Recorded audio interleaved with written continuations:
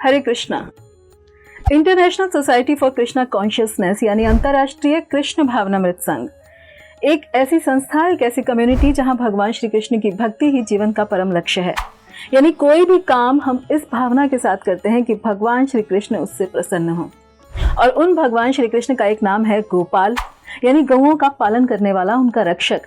उनके नित्य धाम का नाम है गोलोक, जहां अनगिनत असीमित सुरभि गाय रहती हैं और वहां स्वयं भगवान श्री कृष्ण एक ग्वाले के रूप में रहते हैं। गोविंद यानी जो गौओं को आनंद दे। और पृथ्वी पर लीला करते हुए भी भगवान ने उसी दिव्य वृंदावन को यहाँ प्रकट किया जहाँ अपने ग्वाल बाल मित्रों संग वे गायों और बछड़ों की सेवा में लगे रहते हैं। अपने उदाहरण से भगवान मनुष्य समाज में गायों के महत्व और गौ रक्षा और उसके संवर्धन को, उसके लाभ को दर्शाते हैं। इसीलिए न केवल अपने आराध्य भगवान श्री कृष्ण को प्रसन्न करने बल्कि अपने जीवन में इसके महत्व लाभ को देखते हुए इस्कॉन के सभी भक्त एक एक व्यक्ति गौ माता की सेवा, पूजा और रक्षा करता है। और रक्षा का अर्थ केवल संरक्षण नहीं बल्कि उन्हें प्रसन्न रखना भी है, क्योंकि किसी भी सभ्य समाज की प्रगति को यदि नापना है तो समाज में गायों की स्थिति ही उसका पैमाना है, ये हमारे शास्त्र कहते हैं। और इसीलिए इस्कॉन में आज बहुत सी गौशाला हैं जहां गायों, उनके बछड़ों और बैलों की सेवा की जाती है, घायल गायों की सेवा की जाती है। बाहर से कहीं से भी किसी भी अवस्था में गौ माता यदि वहां आती हैं तो उनका समुचित उपचार किया जाता है। दूध देना बंद करने पर भी उनकी सेवा की जाती है, क्योंकि हमारा भाव गौ माता को मां मानने का है और माता की सेवा हर परिस्थिति में करते हैं। चारे के लिए, घूमने फिरने के लिए पूरी तरह हर तरह की व्यवस्था होती है। यहाँ तक कि अधिकतर उनकी नाक में रस्सी भी नहीं डाली जाती। इन गौशालाओं में गौ माता का दूध सबसे पहले उसका बछड़ा ही पीता है। जब उसका पेट भर जाता है तब दूध निकाला जाता है। गायों के प्रति हिंसा को रोकने के लिए इस्कॉन के भक्तगण चमड़े की वस्तुओं का, बैग्स, चमड़े के जूते, चप्पल तक का उपयोग नहीं करते, क्योंकि इस तरह उनके प्रति हो रही हिंसा में भागीदारी होती है। कई भक्त अपने खर्च से गौशाला चला रहे हैं। कुछ भक्त जो वेटनरी डॉक्टर्स हैं उनकी देखभाल करते हैं, वो भी निःशुल्क।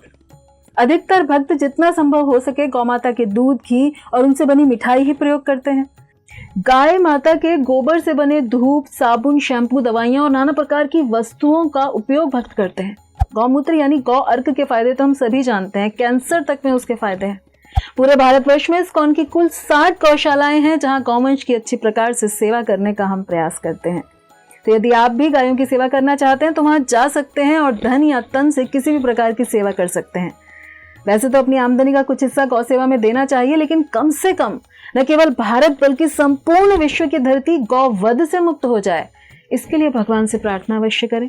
इसमें एक रुपया भी नहीं लगेगा और गौ रक्षा के लिए एक माला जप कर सकते हैं।